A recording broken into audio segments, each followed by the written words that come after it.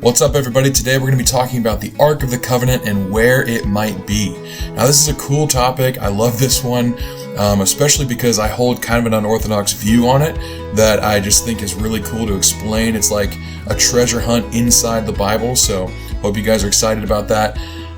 The Ark of the Covenant is something that interests a lot of people. You find it in media all over the place, and personally, I believe that it's very possible that the Ark is in Ethiopia, which is one of the many theories that are out there, but probably one of the theories that holds the least sway over people. You know, when I say that I think it could be in Ethiopia, people are like, well, what's next? It's in a warehouse, just like it is in Indiana Jones. Like, it almost has that level of like ridiculousness sounding nature to it. So, we're going to go through why I think this today, and I think that by the end of this, you're going to realize that this actually is a plausible explanation for what happened to the Ark of the Covenant. I'm not saying for sure that it's there. I'm not even saying that you'll be convinced that it's there. I'm just saying that there is greater reason to believe that it's there than some of the other theories that are out there, and this one's worth a look. It's not to say that you're going to believe it right away. Not even going to say that maybe you have your own theory and you've got your own reasons. I've not looked into everything exhaustively, but this Ethiopia one, on the surface, it seems like, yeah, there's no way that happened. But underneath kind of the fabricated story that most people are aware of is this really cool history that we can explore through scripture and through history. So that's what we're going to go through today. And the Ark of the Covenant, you know, it's just an interesting article from the Bible. This is a holy relic, and it was placed inside the temple and inside the tabernacle in the Holy of Holies. This wasn't just like a secret room. This was a holy place. This is where God met with his people, or met at least with a high priest on behalf of the people. And the priest was only allowed in once a year. You know, so this is not like a place to be messed with. This is where heaven meets earth. This is where God and mankind can come together and realize this relationship that they have, but is strained by mankind's sin and separation from God. So this is a big thing. And the penalty for going inside the Holy of Holies or treating the Holy of Holies like it's a common thing is death. And we can see this in the Bible. Same thing with the Ark of the Covenant. If you treat this holy thing as common, you die. I mean, the Philistines took it and they got plagued with all kinds of things before they just returned it because they didn't want to deal with it anymore. And then when it got returned, they're bringing it down back through Israel. And instead of caring for it like scripture outlines they should, they just put it on a cart and it gets rocky and someone reaches out to stabilize it. Boom, dead. And that's why this is such an interesting topic, because it deals with something holy. It deals with something that has some sort of power behind it. Obviously, that power is God, and the Ark itself didn't have power, but this is kind of an intriguing thing. And I want us to remember the importance of holy things throughout this study, because I think that's going to really come into play later when we start talking about what happened to it and how crazy it is that it's even missing, because to even go into the holy place, or the Holy of Holies, was a huge deal. To get the Ark of the Covenant, even bigger deal. So this is no small thing we're talking about. So where do people think it is? What are the theories? That's what we want to go through first. Well, there's 4 main ones I want to go through. I'm sure people have others. But these are like the main, I'm not saying these are the main like resting places of the Ark, but these are the main theories as to what people think happened to it. So you got Ethiopia as the first theory, and basically that states that Solomon, when the Queen of Sheba came to visit him, which we do see in scripture, they hit it off, they fell in love, they ended up having a baby, or at least Solomon got the Queen of Sheba pregnant. She goes back to Ethiopia, has this child, and it grows up. His name's Menelik, according to legend, and he goes back to Judah to live under Solomon's reign and to learn from him as his son. And in like a state of discontent, he steals the Ark and brings it back to Ethiopia. That's the first theory. We're going to go through why I don't think that's how it got there, even though I do think it's possible that it is there. The second theory is Egypt might have taken it. So Egypt went against Jerusalem under Rehoboam's reign. And you can find this in 2 Chronicles 12. I've got my scriptures written down here in front of me. In 2 Chronicles 12, verse 9, it says, "So King Shishak of Egypt came up against Jerusalem. He took away the treasures of the house of the Lord and the treasures of the king's house. He took everything." So that's a pretty unequivocal statement. If he entered into the temple and he took everything, doesn't that stand to reason that it could have been taken by Egypt? That's something we're going to look into in just a minute. The next theory is that Babylon took it. Babylon seized Judah twice and entered into the temple twice to steal things from it. And we see those accounts. 2 Chronicles 36:7 just kind of talks about the tail end of this. It says, "Nebuchadnezzar also carried part of the vessels of the house of the Lord to Babylon and put them in his place in Babylon." Now this part where it says carried part of the vessels, some of it just says carried of the vessels, meaning he didn't take everything. So even though the word part is technically an added word, the context of the verse seems to indicate that he didn't take everything. But he did besiege it twice, and we see this. So in 2 Kings 24:13, Nebuchadnezzar comes back and finishes the job. It says, Nebuchadnezzar took all of the articles. So, okay, we've got two kingdoms going against Jerusalem, entering into the temple and stealing what it says is all of the things that are inside of the temple. So, who took it? Egypt? Babylon? We're going to look into that in just a minute. The fourth theory is that Jeremiah actually hid the Ark of the Covenant prior to the Babylonian siege. And this comes from 2 Maccabees, which maybe people aren't familiar with, but this is kind of a period in between the Old Testament and the New Testament, and really, really interesting part of history. We don't have time to go into it too much today, but in 2 Maccabees 2, verses 5 and 6, it says this, "Jeremiah came and found a cave dwelling, and he brought there the tent and the ark and the altar of incense. Then he sealed up the entrance. Some of those who followed him came up intending to mark the way, but could not find it."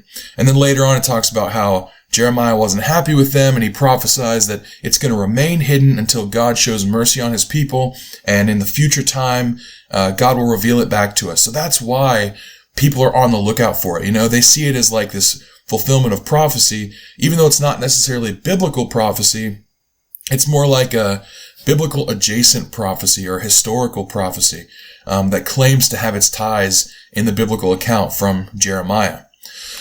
However, each of these theories has a problem that I think needs addressed. So as far as the Ethiopia thing with Solomon and Queen of Sheba and Menelik, well, biblical evidence seems pretty clear to support the fact that the ark was seen well after Solomon's time. So I'm not sure why this isn't taken into account in the Ethiopian legend, but that's something to consider. The Bible flat out says that it was in the temple well after Solomon would have been around. Also, the story doesn't date back far enough. It's from the 13th century AD, which is way, way after. And we don't have any other historical record that even supports this claim outside of Ethiopian legend. Now, they do a pretty good job of keeping track of their history and their genealogies leading back to what they believe to be Solomon. But if you even read through those genealogies, it goes from very clear historical record to almost mytho history. And that change is very, very, a very stark contrast, very stark difference. So there's not a lot of evidence that can be historically verified that this claim of Solomon and Queen of Sheba having a kid even is supported, let alone that kid went back to Israel and took the ark. However, behind every theory or behind every story or behind every legend, there could be a modicum of truth. So we're going to look into that in a minute. Now, Egypt. The problem with Egypt having the Ark of the Covenant is that, like the Ethiopian legend, the Ark is seen after the sacking of Jerusalem by Egypt. In Isaiah 37, we see King Hezekiah, and he receives a letter from his enemies. Jerusalem is surrounded. He doesn't know what to do. And he gets this letter and he spreads it out. He says he spreads it out before the Lord who dwells between the cherubim, a direct reference to the ark still being in the temple. So he's not only just praying to the Lord, it says he is before the Lord who sits or dwells between the cherubim. So it seems clear that at least in Hezekiah's time, the ark is remaining in the temple of God. So that's something to consider. The third one, we're going to look at Babylon. So my problem with Babylon having the Ark of the Covenant is that if Babylon is truly coming against Israel or coming against Jerusalem and Judah, why is there no mention of the ark being taken? Even though it does say he took everything from inside the temple, it doesn't seem like there's any record, Israeli or Babylonian, of this specific thing being taken. And some might say, well, why would Judah record that this happened? They'd be embarrassed to say that they lost it. But they already recorded once that they lost it back when the Philistines took it. So it doesn't seem like something that they should be afraid of recording if they've already recorded it once. You know, they record their mess ups quite often. So it seems like this would be a pretty big oversight just to leave out of the scripture. But okay, let's say it's too embarrassing, they don't record it. What about Nebuchadnezzar? We have no Babylonian record of them taking the Ark of the Covenant either. And this would have been, at least in the eyes of the pagan kings, this would have been a huge deal. This would have been a victory of Nebuchadnezzar over the god of a foreign nation. And so this would be very, very clearly written in some form of record in Babylon, because we see that all over the place. This king defeated this king, defeated this king, and they like trump up the numbers and they make it some great victory even when it was easy to do, you know, but we just don't see any of that in either the biblical record, the historical record, or the Babylonian record. So I think this is a glaring oversight, and I just have to ask, why is it not there? Additionally, in Ezra chapter 1, well after the time of Nebuchadnezzar. So Babylon reigns for a while, and they have all the treasures from the temple. And then at the end, we can see this in the book of Daniel, at the end of the Babylonian reign, they're kind of like lording it over Israel. They bring out the articles of the temple, they drink from them, they use them for profane uses. And then right in this epic story where Persia's like going against Babylon, there's a handwriting on the wall, Mene Mene Tekel Upharsin, and Babylon is overthrown. So Persia comes in, they're much more benevolent towards Israel or towards Judah, and they say, you know what, you guys can go home. We don't need you as captives. You're part of our empire now. Your land is definitely ours, but you can go home, worship how you want. Look how benevolent and amazing we are. And we have record of this in Ezra chapter 1, verse 7. Cyrus, this is a decree from Cyrus, so his own words. It says, Cyrus the king also brought out the vessels of the house of the Lord that Nebuchadnezzar had carried away from Jerusalem and placed in the house of his gods. And after this, in the whole chapter 1 of Ezra, we've got an accounting of this many bowls, this many plates, this many incense dispensers, this many everything. I mean, they are very detailed. And why are they so detailed? Because King Cyrus wants to show how great and how merciful he is to people. When he sends them back to rebuild the temple, he wants it to be clear that it's by his hand, by his power. He's working with the God of Israel. And this is a huge boon for the king and something that he would have wanted to write down. So why then, if the Ark of the Covenant is in the treasury of Babylon, would Cyrus not send that back? If he's rebuilding the temple, he's allowing them to worship how they want to worship. He's sending everything back to them at his own expense, but no Ark of the Covenant. It seems to me like Babylon didn't even have it to begin with. Otherwise, we would see that when Cyrus sends them back, he would write about it. Okay, so Jeremiah. What proof is there that Jeremiah didn't hide the Ark of the Covenant? Well, I think we have some proof. In Jeremiah 3:16, he states that in the future, people will no longer ask about the Ark of the Covenant. They won't ask to even make another one, and they won't even remember it. It says it won't be brought to mind anymore. And we learn two things from this section. The first thing is that the second Maccabees verse, stating that Jeremiah prophesied that God will bring it back in the future time of Israel and Judah's prosperity, after their exile, is in direct contradiction to this biblical passage, stating that in the future it's not going to be remembered. So which is it, Jeremiah? Is it that it's going to come back, or that we're not going to remember it? You can't have it both ways, and I choose to go with the biblical record. Jeremiah says it's not going to be remembered in the future. I mean, Jeremiah is a big looking ahead to the new covenant kind of guy, so that's something to consider. We also learn from this verse. Sorry, my phone went off. We also learn from this verse that At the time of Jeremiah and his prophesying, which is during the reign of Josiah, people are already asking about the ark. So they're currently missing it. They're currently asking to make another one. Let's replace the ark. Let's make a new one. Otherwise, his words won't make sense. If they have the ark in the temple, why would he say, you're not even asked to make another one? It's like, well, why do we need another one? We have this one. Or if it's right there, why would they be inquiring about it? It's there in the temple. We don't need to ask about it. So they're asking because it's missing. So I'm saying this is kind of a tough one because it's evidence from an absence of evidence, kind of, which is what it has been up to this point. But I think the silence speaks pretty loudly in these sections. And actually, the last recorded statement we have about the Ark of the Covenant in Scripture comes in 2 Chronicles 35:3.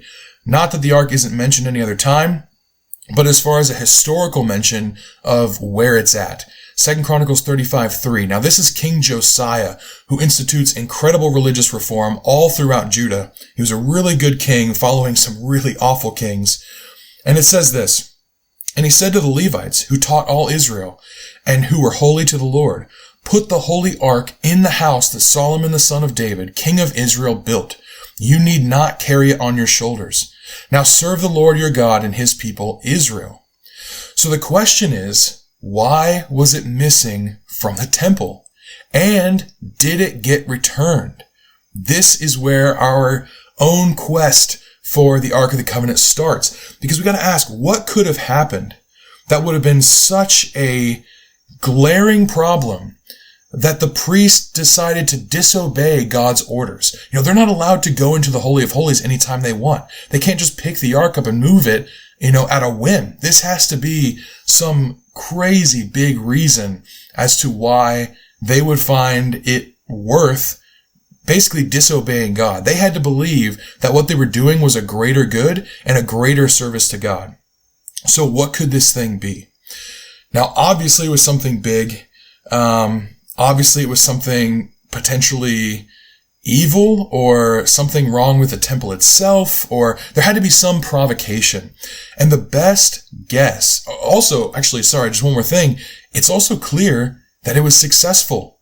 Not only did they do this thing that was evidently against God's orders, to not go into the Holy of Holies whenever you want, to not just remove the ark whenever you want, as you see fit, but it was successful. He didn't strike them down. They actually did remove it. Otherwise, you don't have this call from Jeremiah to bring the ark back.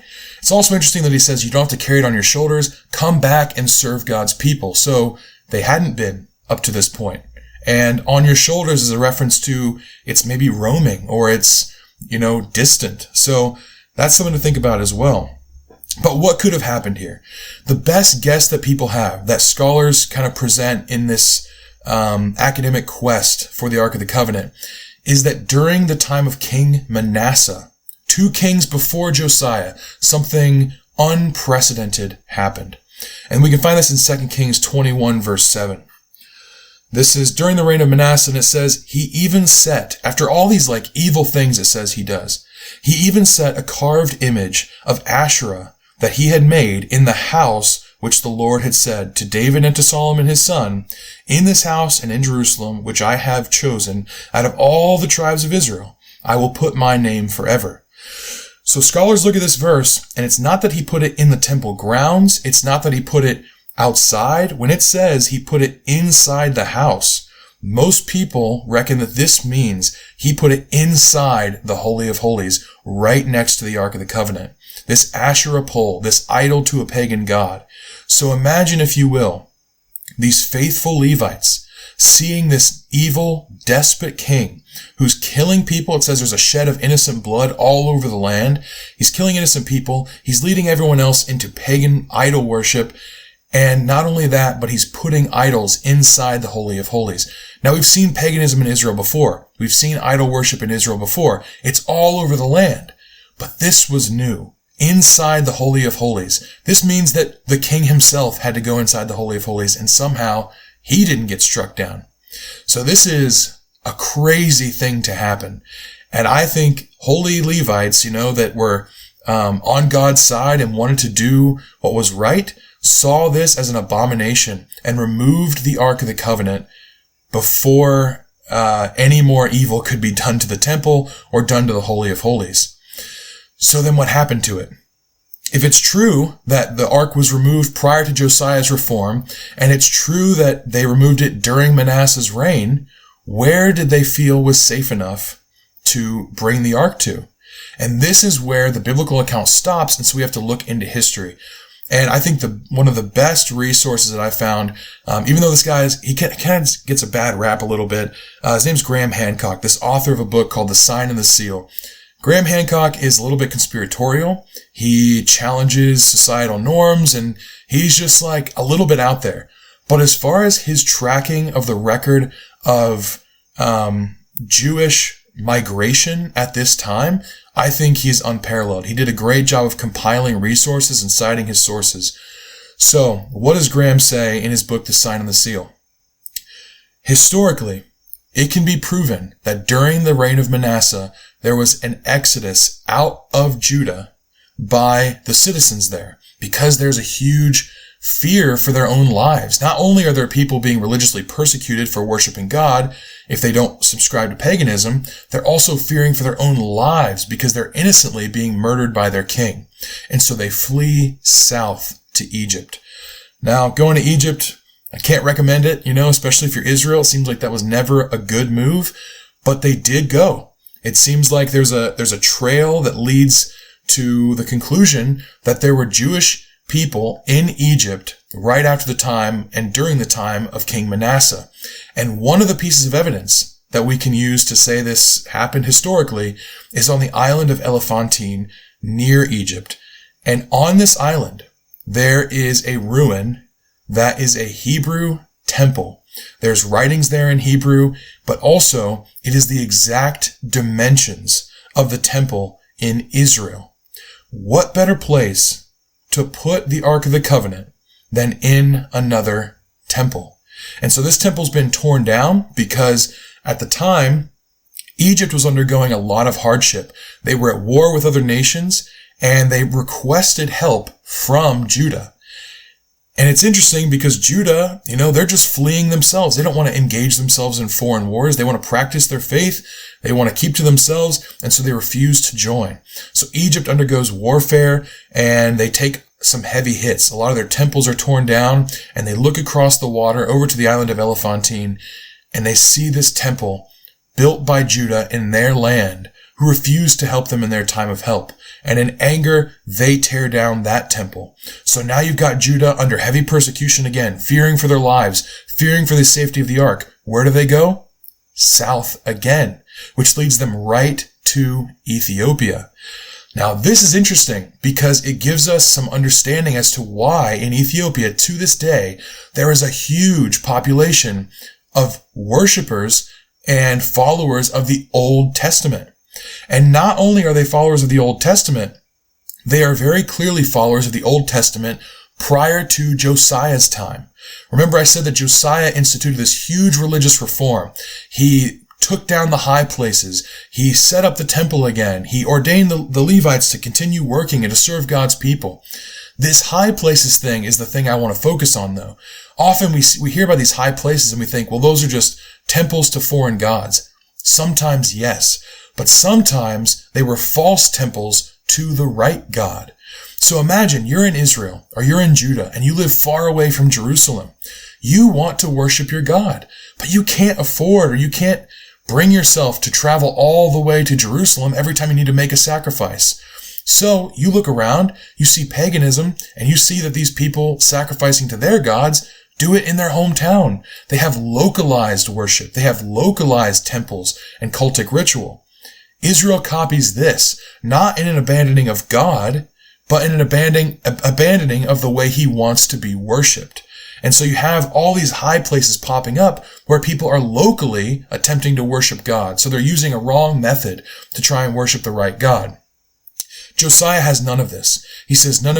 We're going to worship God the way he says to be worshiped. We are doing sacrifices in Jerusalem. There's no more community sacrifice. This isn't happening. Not that you can't worship God wherever you are, not that you're not keeping Sabbath in your communities, but you're not going to be keeping holy days. apart from the nation. We have to have a nationalistic identity.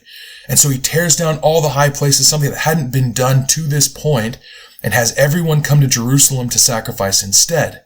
So after this time, we see a shift away from localized religion back to this nationalistic identity of Judah, of God's people.